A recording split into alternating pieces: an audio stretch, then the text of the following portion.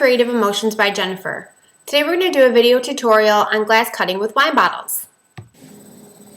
So the first thing you're going to need to do is gather a few supplies. You're going to need a wine bottle. Make sure that it's clean and you've gotten all the sticker residue off. This is just a regular wine bottle. I just soaked it in water and scrubbed it with a Brillo pad. You can use whatever method you want of removing your stickers.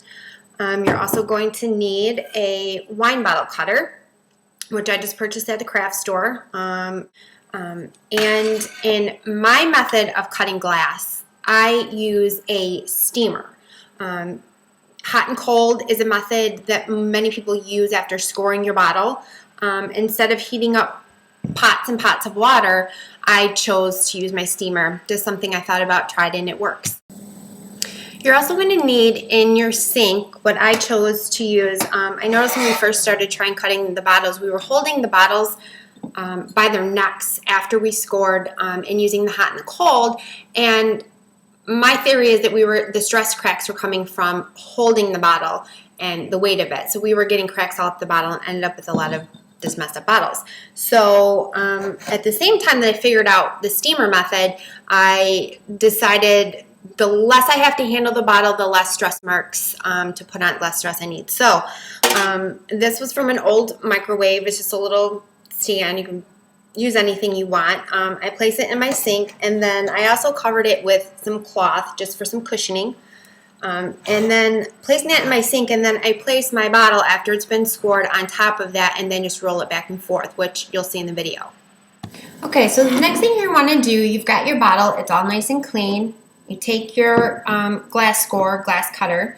This part goes into the top of your bottle. You can adjust the size, the height, how you want to cut the bottle, if you want it on an angle, if you would like it straight. It's all adjustable. So the sky's the limit.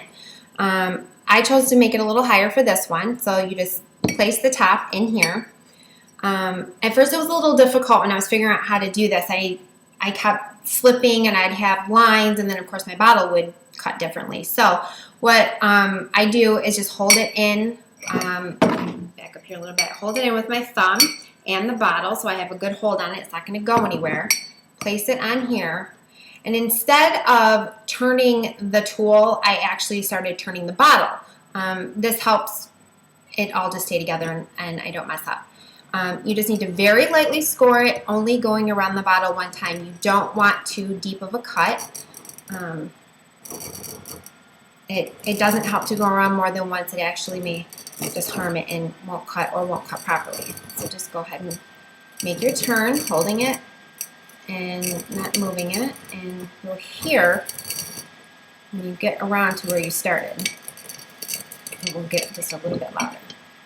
And all you're going to end up with, it's very hard to see. You probably can't see it on this. Oh, yes, you can. Look, it's right there. Okay. You are going to end up, it looks like a piece of hair on the bottle. That's your score line. That's all you need. Okay, so now that we've made our score marks, we are going to start with the hot and the cold. What I do is I just place it in my sink on my stand so there's less stress on the bottle. I don't have to pick it up. I just have to roll it. So I keep my cold water running. It just has to be on low. And then grab your steamer. I use the pointed nozzle. I can direct the heat directly on the score mark. So it makes the cutting a lot easier, and you are going to end up with a perfect cut bottle that it will not be cracked. You'll see. I apologize for the noise and if it gets too steamy. So just heat up, just do a little bit at a time, and then roll it under the cold water.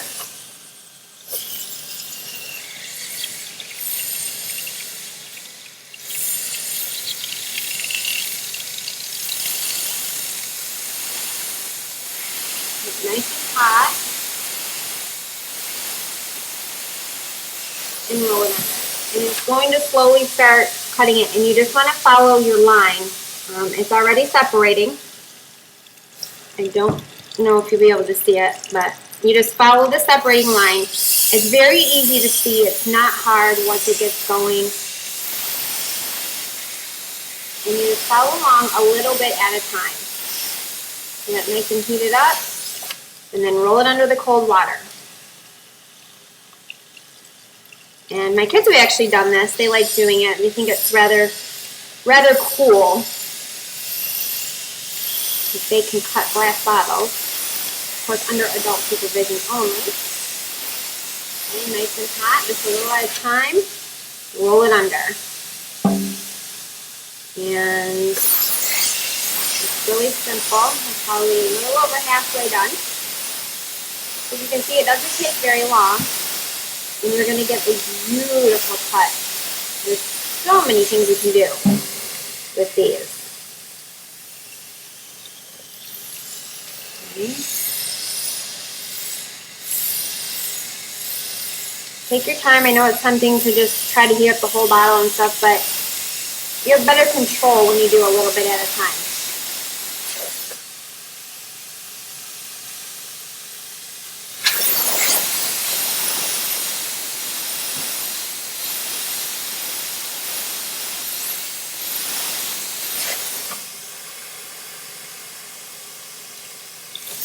Okay, almost to the end. Just have a little bit left to go, and they'll either pop open if I've got it all evenly.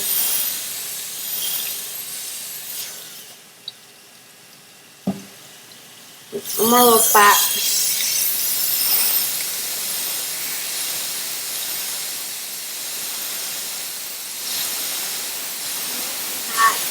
And roll it.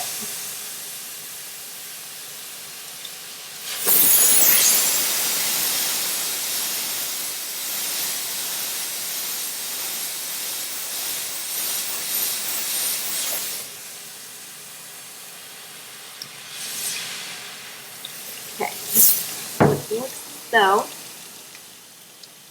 let's see. If you roll it around, you can usually see where you might have missed a spot.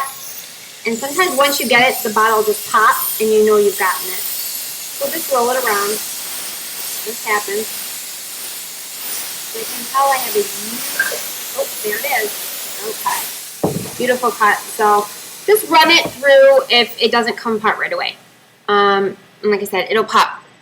But as you can see, I have a perfectly cut wine bottle. It's smooth. I usually take a piece of sandpaper just to run it around the edges to make sure, you know, there's no sharp edges, but as you can see, it's beautifully clean cut. It's straight, it's even, and there's so many projects you can do.